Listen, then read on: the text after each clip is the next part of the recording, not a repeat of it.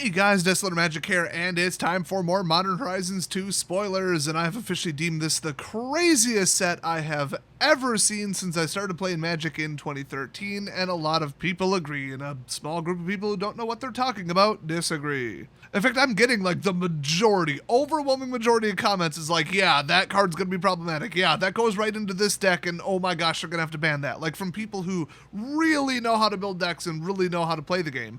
And then you've got the net deckers that just copy a deck. They know nothing about the meta, balancing, cards, magic. And they're like, nah, you're wrong. There's nothing wrong with that card. Nothing at all. Just really makes me lose faith in humanity every time. But at least the majority of people get it. But yeah, for every like 10 people who knows what they're talking about and has been in the game long enough to spot a problematic card from a mile away, there's like one knuckle dragger down there in the comments like, Dash doesn't know how to read the cards and he's a bad judge of power level. What he said doesn't apply to my group of 3 friends that play in an isolated bubble, so he must be wrong. Like, what do you even say to that level of stupidity? Go take a math class?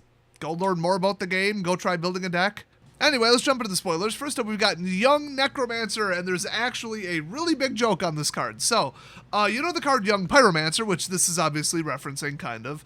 The rumor is, I don't know if this was confirmed, whatever, but basically, in the artwork, he dyed his hair to look like Chandra, because he's like her #1 fan, like crazy, like Oblivion, oh, you're the arena champion level of follow you around, you know, stalker stan. And so I think it's his necklace was like something he either got from Chandra or stole from her. I don't remember. So now we've got Young Necromancer, and she is wearing the same little headpiece tiara thing. I don't know what that is, but it's the same one as Liliana's. Get it? Like, that's the joke. I can't wait to see if there's like a young Mind Mage wearing like Jace's hood.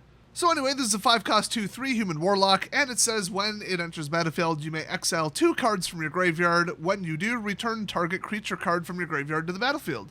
So you just gotta have 3 cards and then straight up res, which, I mean, yeah, if you're gonna straight up resurrect something, it better cost 5. So one of the rare, fair, and balanced cards here. I know, some of them are. If you're wondering how that happened, actually, a little bit more lore here about Wizards of the Coast. These sets are designed by multiple people, like a whole team of people, and I guess one of them knows what they're doing. Next up, we've got Patriarch Spitting, aka some furry convention crap going on. Somebody get the chlorine gas. We gotta get them out of here. So it's 5-cost black sorcery. Each player chooses a creature type. Each player returns all creature cards of a chosen type. It probably should say the chosen type. This way from their graveyard to the battlefield.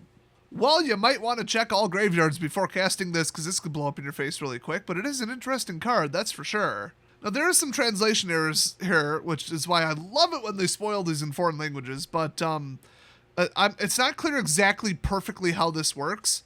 I assume, like, if I choose warrior and they choose human, we both get all of our warriors and humans back out of our graveyard. So it's like, who can resurrect the most crazy degenerate stuff? Well, it's probably the person that set up like a self-mill or wiped the board. Maybe not. That could be symmetrical. So I still think the caster has the advantage here, which is why this is hyper powerful, but it's definitely interesting because your opponent's going to get something too, but for 5 mana you get to multi-resurrect. So I mean, that's interesting, but it stops being interesting when they just resurrect Emrakul and you just get a crappy little 2/2 warrior or something. As soon as they name Eldrazi, you might as well just flip the table over. Next up, oh, you may think you're a pimp, but you're not a true pimp until you chromed out your camel. Although allegedly the translation here is steel camel, I really hope they go with chrome camel, because that would be way cooler. Plus, I mean, steel is probably going to rust, unless it's stainless, which it isn't, let's be honest, nobody has a budget for that. You gotta chrome plate that stuff if you want it to not rust. So Shiny Boy here is an artifact creature camel, 3-drop, and when it enters the battlefield, it enters with 2 1/1 counters on it, which is good because it's already a 2/2, so it would enter as a 4/4. And then it doesn't untap during your untap step as long as it has a 1/1 counter on it, but then at the beginning of your upkeep, you may move a counter from Steel Camel to target creature. So it's a 4/4, you can move a counter for free once per turn, but it can't untap unless you untap it or until all the counters are gone. I would have been happier if it was just, it can't attack, but it stays untapped, like you untap it normally, because then it could like block forever. Although, I mean, this does come in untapped, you could block forever until you either get it tapped or tap to attack with it once. So next up, Extruder, finally a card in English. It's a 4-drop 4/3 Juggernaut. Echo 4, at the beginning of your upkeep, if this came under your control since the beginning of your last upkeep, sacrifice it unless you pay its Echo cost. So you have to pay for it twice, basically. It's kind of like Pact of Negation, sort of. But also it has the ability to sacrifice an artifact, put a 1/1 counter on target creature. So if you don't feel like or can't pay the 4 the second time, you could just, in response to the Echo trigger, I guess, immediately sacrifice it and turn it into a counter. That's kind of neat, but this doesn't scream like the most amazing thing ever. I think they probably dropped this in for draft purposes. Next up, we got Deep Forest Hermit with that god-awful, allegedly uppercase H. It's a 5-cost, 1/1 Elf Druid. Oh, this is going to be good. Vanishing 3, with no explanation of what that does. Oh, good, I get to look it up. It's exactly what I thought. Okay, so this creature enters the battlefield with 3 time counters on it. At the beginning of your upkeep, move a time counter from it, or remove a time counter from it. When the last one is removed, sack it, which in a Proliferate deck would be no problem. Obviously, Proliferate, one of the major mechanics in MH2 here. But hey, when you drop it in, you get 4 1/1 squirrel tokens, so that's fun, and then squirrels you control get +1/+1. So a Lord's card that isn't itself a squirrel and has an expiration date on it. I actually kind of like that. I'm imagining like a crazy cat lady, but with squirrels. Next up, we've got old Garth One-Eye, the 5-cost, 5/5 legendary creature, commander bait, human wizard. So if you tap him, choose a card name that hasn't been chosen from among Disenchant, Brain Geyser, Terror, Shivan Dragon, hello, Regrowth, and Black Lotus. Create a copy of the card with the chosen name. You may cast the copy. You still pay its costs. So at the card level, they found a way to make Black Lotus legal in Modern, because that's what the game needed. Now, that said, the guy costs 5 to get out, and it's all 5 colors. I don't think you're going to be getting a Black Lotus out on turn 2. You gotta wonder if this guy was originally intentioned to be in the D&D set, because if you guys know D&D, this is basically like Staff of the Master, Staff of the Magi, where there's like, 11 spells programmed into it. You get like 50 charge counters, and then you cast Flame Wall, and it takes up 7 charge counters, and if you get to 0, you roll a d20. If you roll a 1 or whatever, it blows itself up. There are quite a few staves in the game that do that. Yes, more than one staff is called stave. Or, well, staves with an S, I guess. It triggers me timbers every time people get that wrong. So they didn't say anything about mana color fixing here. So like Disenchant, for example, is 1 white plus 1 generic, and then destroy target artifact or enchantment. So, okay, you must probably come up with 1 white to do that then. Brain Geyser is blue X, draw X cards, or force opponent to draw X cards. So in other words, target player draws X cards with the updated Oracle text. Terror is a 2-cost black instant, destroy target non-artifact, non-black creature. It can't be regenerated, so it's basically the worst kill spell between Go for the Throat and Doomblade, because it has both restrictions. So this guy's already the Swiss Army knife in person form. Regrowth is return any target card from your graveyard to your hand for 2 as a green sorcery. Although, I mean, the way I'm reading it, sorcery speed doesn't matter. You could do this during your opponent's end step. When the card says you may cast it, that means you may cast it. The end. There's no discussion there about timing. Oh, and if you don't know what Shivan Dragon and Black Lotus do, how is that possible? So yeah, this is crazy. I mean, a giant flying fire-breathing creature, a ton of mana, a kill spell, a removal spell, and a draw spell. Yeah. So that's going to be a $50 commander. Next up, we got Grist, the Hunger Tide. Wow, that is one like Class A S tier maximum ugly son of a bitch right there. That's a face even a mother wouldn't love. So he costs 1 green mana, 1 black mana, 1 generic, and 1 seagull? Bat? I'll say bat. I think in context is a bat. So I don't know how you pay with a bat, but it's on the payment line. So, I mean, you got to pay a bat. I don't make the rules. So 3 loyalty, as long as Ugly Pants here isn't on the battlefield, it's a 1/1 insect creature in addition to its other type. Oh, this was leaked like months ago. And if you just said to yourself, oh, I didn't hear about that, you damn well better be subscribed. Because, spoiler alert, there's another spoiler for you. You would have heard about it on my channel months ago. So you might be thinking, if he's not on the battlefield, he's a creature. Well, in any other zone than the battlefield, when does it matter if he's a creature? It will come up. Actually, you know what? I bet it doesn't come up on the card, so I'll just say it now, so that you can go fetch him. If you have something that says, go fetch an insect creature card out of your deck, you know, tutor it to your hand or whatever, or bring a 1/1 insect back from your graveyard, or I don't know. Now, the problem is I assume it's a 1/1 insect creature, in addition to its other types too, by the way, that has a CMC of 3, or whatever the new term is. A lot of cheapo Resurrector stuff cares about the CMC, so, odd that they did it.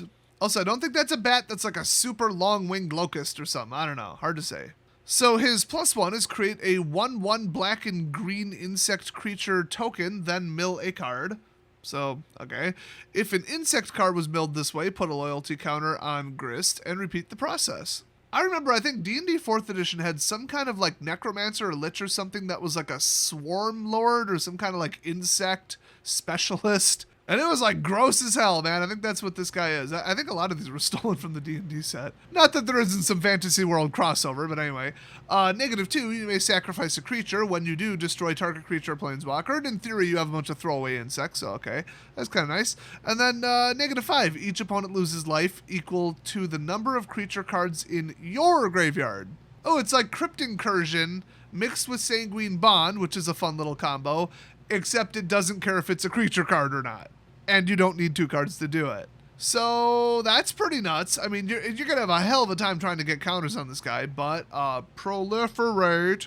Otherwise, I mean, bare minimum 1/3 of your deck should be lands, so there's a 1/3 failure right off the bat. But in theory, he'd be in, you know, some kind of insect or, you know, maybe a squirrel deck, you know, something with a ton of token bodyguards.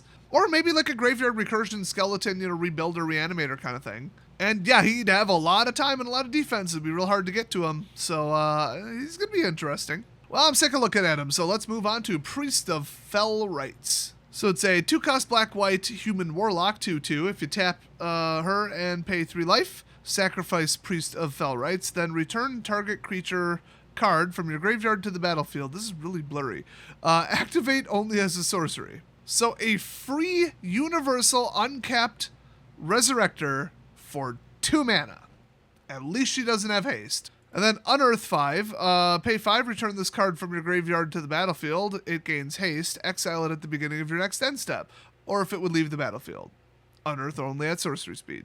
Well, okay, I lied. She does have haste if you unearth her. And then you can just pay 3 life and, you know, res something else. So, boy, once you think she's gone and they stopped resurrecting, like, you know, Emrakul on turn 2... turn 3 because she doesn't have haste. In fact, no joke. Okay, here we go.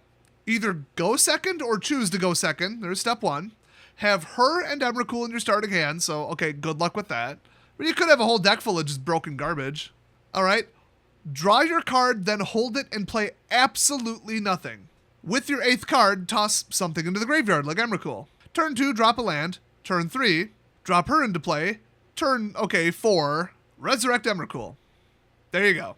And then hopefully by then you'd have like a graveyard stuffer that you like, I don't know, paid 1 mana for or something, or paid, I guess, up to 3 mana for the next turn. Yeah, this could be problematic. I don't think that's a realistic combo to pull off, but I mean, you get the idea. So yeah, that card's going to be a problem. Next up, we got Ayeve, which I guarantee that's not a word in Spanish. Cieno Progenitor. Progenitor. Okay, vowels are not hard in Spanish, Des.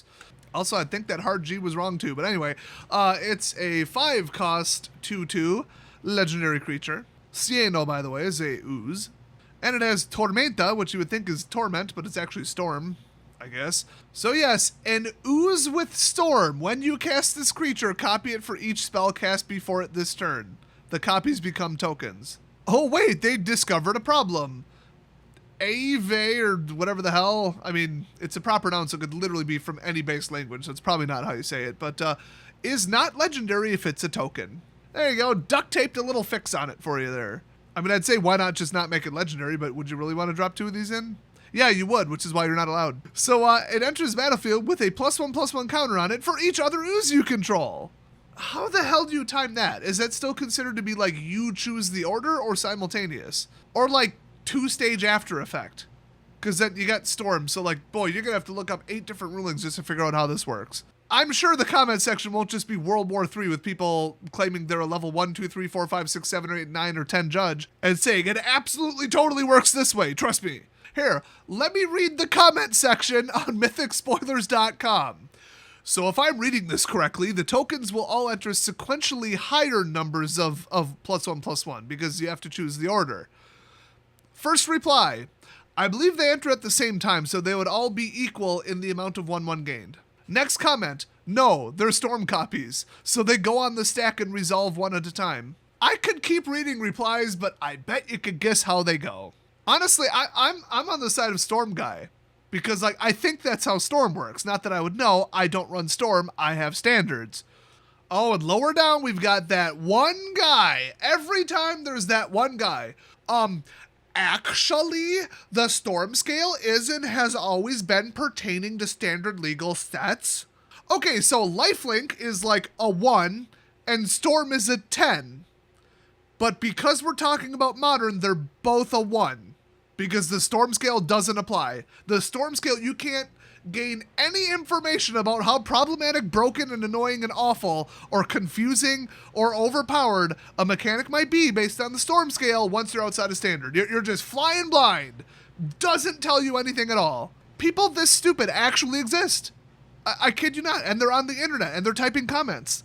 And like the counter reply from the OP was just, oh, I suppose you're right. He knows damn well he's not right. It's trying to explain to these people that if it's a 10 on the Storm scale, it's probably pretty problematic in other formats too. There's no talking to these people. It's like trying to explain physics to a squirrel. Some people just don't grasp the fundamental concepts of the game. They really don't. So anyway, you spam a bunch of bullshit and ramp up to like 30, and then you bring in like 3,000 oozes and they're all giant, so I hate this card. Honestly, it's Modern. There's probably worse cards than this out there, but like still. I would say that like if you're going mono green or you're going ooze tribal or something, you're not going to have that many cards in hand, except now green is the premier card draw color as of a year ago in standard, so whoopsies. Next up, we've got an antique frame of an MH1 card, which is actually currently sitting at 35 cents. That's actually kind of surprising.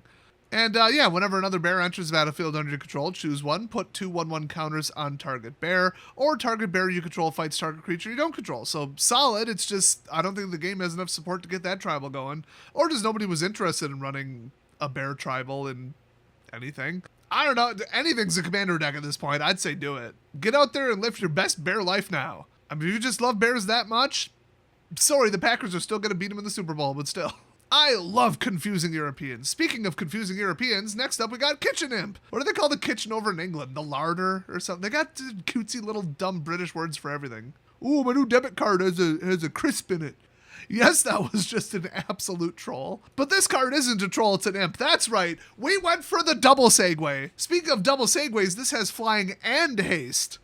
The triple segue. I think I just set a world record.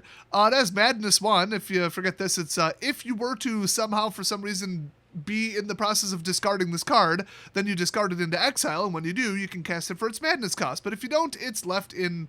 Oh no, it's not left in exile. You put it back in your graveyard. Yeah, this always was a little confusing. I mean, I've heard worse mechanics, but yeah, I mean, that's kind of neat, I guess. It's still a 4-cost 2/2, so it's like, you better be discarding it. And traditionally, like, really anything, especially Threshold, that was the famous one. Any deck archetype that, like, makes you discard your own cards hasn't been very popular among the players. I can't imagine why. It's almost like what Mark said. People want to actually play their decks. Next up, we got Shabazz C. Milton Burrow, the Glimmer Wasp. Currently on death row for a crime he didn't commit. You either get that reference or you get the out of this video. So this is a 1-cost legendary artifact creature insect 0/0 with modular 1. If a modular triggered ability would you know, I should probably explain modular first. So modular is just whatever the number is, it enters with that many counters, and then when it dies, you can put counters on something else. Hey, if all the pretend judges are done arguing about the Stormosaurus Rex, the current official Oracle text for modular is this creature enters the battlefield with X 1/1 counters on it. When it dies, you may put its 1/1 counters on a target artifact creature. Oh, it has to be an artifact too. Did I mention that? You're not putting its counters. Its counters are obliterated when it dies. You're putting counters equivalent to the number that were on the creature on it. There is no such thing as moving counters in the game, last I heard. I don't know. Maybe they finally fixed that damn rule. There was a lot of clarity issues with moving counters versus, well, are you placing them on it, or are you like moving them, you know? It's kind of like, did it enter the battlefield or did it like move to a different battlefield? Because remember, those two things are very different. Unless they made the battlefield a shared zone. You know what? I haven't kept up on any of the rules. It should be very obvious. But anyway, Mr. Modular Super B here says if a modular ability or triggered ability would put one or more 1/1 counters on a creature you control, that many +1 1/1 counters are put on it instead. What is with them putting everything in like backwards, like passive voice now? Doesn't like every other card in the world that would phrase anything like this say, put one more 1/1 counters on it instead? Like the word put should be first. I don't get why it's backwards. And in this set specifically, that's not the first one they did that on. So I don't know why they're like breaking with Oracle traditions here, but okay. So anyway, if you pay 1 red, destroy target artifact you control. Yeah, you must really want that modular. And if you pay 1 white, Shabazz, the Glimmer Wasp, gains flying until end of turn. Oh, it doesn't have flying. Everybody knows rule number 1 when you first learn Magic is determine if the creature is flying not by the text, but by the artwork and the name. And there was a non-flying Sphinx that literally lost me like 4 games. It had big-ass wings on the artwork, and every damn time people were like, you do realize that's not flying, right? And then I just ram it into something, get it killed, and lose. So anyway, interesting card, but it's hyper-specific. Next up, we got Chef's Kiss. I don't trust her. She looks a little sketch. So it's a 3-cost instant, gain control of target spell, really, that targets only a single permanent or player, copy it, then reselect the targets at random for the spell and the copy.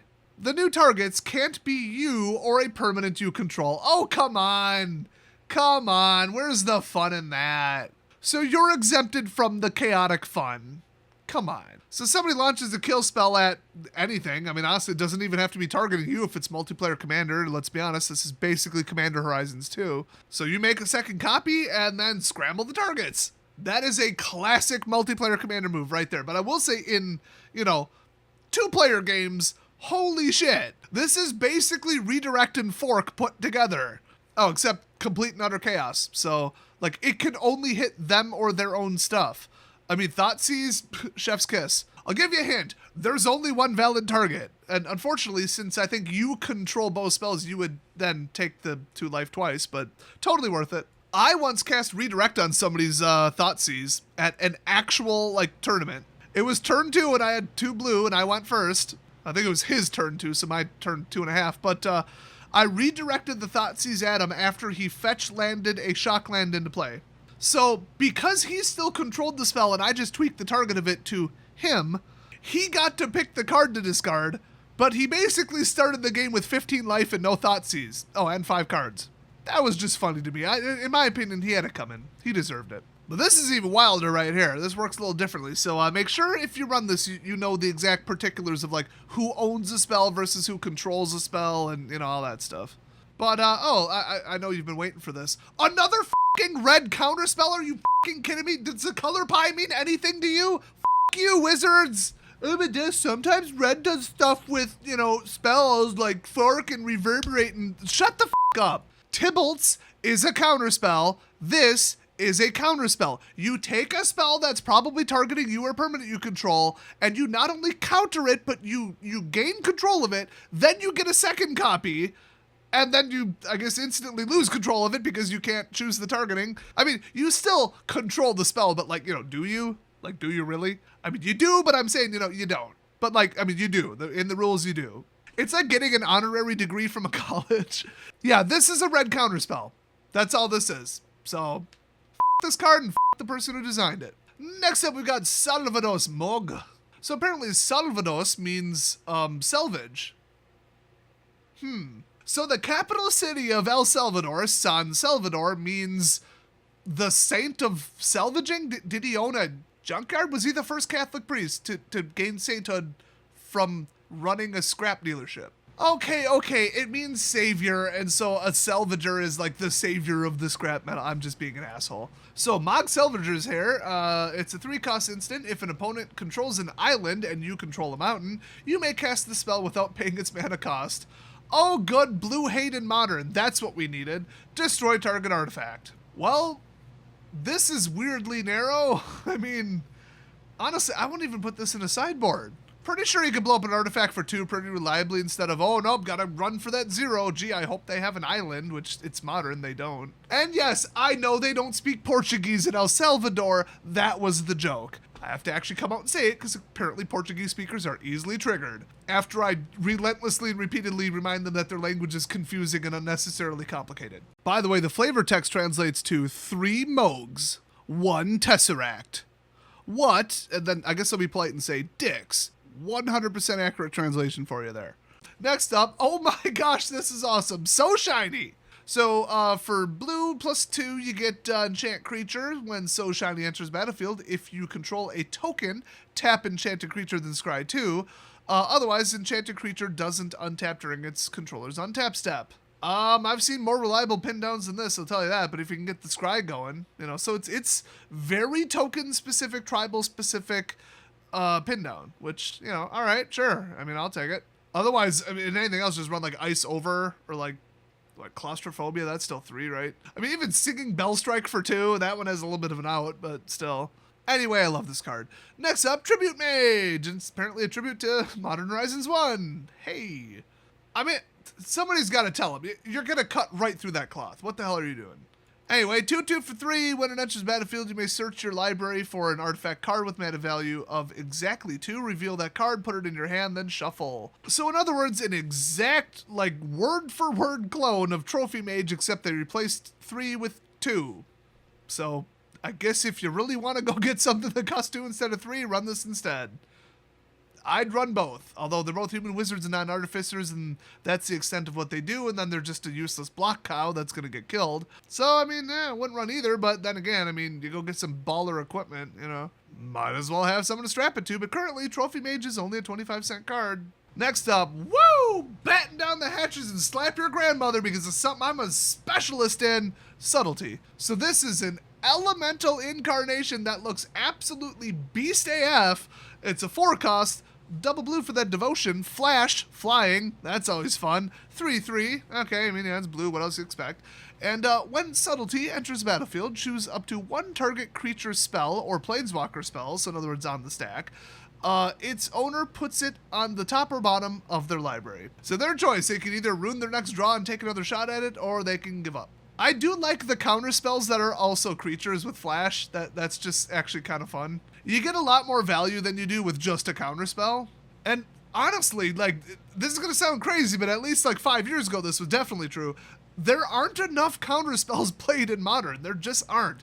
If you're playing blue, it's not for counter spells, usually. At least that's how things were the last time I played. I mean, we've gone through 50 different meta shifts, but you were basically just running some, like, draw, scry, okay, play my other colors crap, or you were playing that stupid insect. That was it. There was no blue in the meta. I mean, what, Merfolk Tribal? If you want to be that big of an asshole, Mill, maybe? If you want to be an even bigger asshole? So by the way, this also has Evoke, which means you just skip the whole creature part and just cast it for its Evoke cost, and then it's a 1 and done, goes to the graveyard. Exile a blue card from your hand. I believe we had a black incarnation card. I don't know if it was an elemental or not, but yeah, I guess this will be a cycle. And all the Evoke costs are free. And like I said, if you would have been watching my channel about a month or 2 ago, I already leaked this. Oh, let me correct that for legal reasons. Somebody else leaked it, I reported on it. If I would have leaked it, primary source, it would have been collated better. And not a Discord screenshot. And the censor marks would have not just been a pencil and frickin' 3D paint. So what do I think about a 0-cost counterspell? Literally a free counterspell that costs 0 mana? In Modern? You lose 2 cards, they lose 1. You really better be careful about what you target with that, because that is typically not good. So just like a lot of the cards from yesterday, it's like the person running it is like, man, this is harsh. Oh, I hate this. It's so, like, it has such a downside. And then the opponent is like, oh, he just countered my spell with 0 mana open. You gotta be kidding me. So, like, both players hate this card. Why do this, Wizards? Why flirt with a 0-cost counterspell when we know damn well that's problematic, to put it lightly, in Vintage and Legacy? And if you're about to say, actually, that works perfectly in Vintage Legacy. Exactly, that's the problem. Those formats are awful. They don't even resemble Magic the Gathering. That is a different game. Those 2 formats are not Magic. Next up, everybody's favorite card, Shenanigans. From, of course, MH1. So if you want to pay 2 to get up to some shenaniganery, you can destroy target artifact and then dredge 1. I love Dredge. That is just the best thing that Mark Rosewater ever came up with. Dredge 1, if you would draw a card instead, you may put exactly one card from the top of your library into your graveyard. If you do, return this card from your graveyard to your hand, otherwise draw a card. So in other words, play a different game than Magic the Gathering. And it's a game where costs mean absolutely nothing, card draw means absolutely nothing, and the graveyard is your library. Dredge has got to be it. That has to be, if we took a survey, the most hated mechanic in the entire game. Or maybe not mechanic, but like deck archetype. I honestly think it would probably beat Burn, Storm, Infect, and Elf Tribal. So I hate this pile of trash, and they upshifted it from common to uncommon for some reason. And finally, the last card we've got is another Spanish one. It's Monoskelion, which of course translates to, in English, squealing monkey. Prove that it doesn't. It's a made-up word. Prove that it doesn't mean squealing monkey. F you. I mean, if you want to save some time, it's literally Triskelion, but this is Monoskelion, so it's 1/3 of a Triskelion. So, 2 costs 1/1 artifact creatures construct. It enters the battlefield with 1/1/1 counter. And then if you pay 1, remove a 1/1 counter from Monoskelion and deal 1 damage to any target. Triskelion is 6. It's still 1/1, and then it's 3 1/1 counters.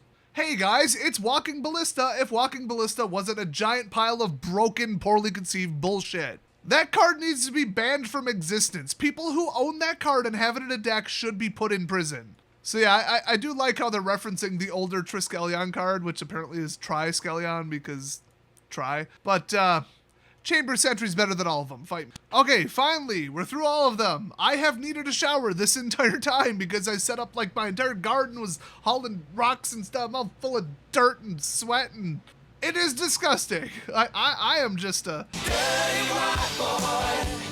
The video needed another meme. Anyway, I'm gonna go take a shower then edit this. So thanks for watching, everybody. I'll see you guys next video.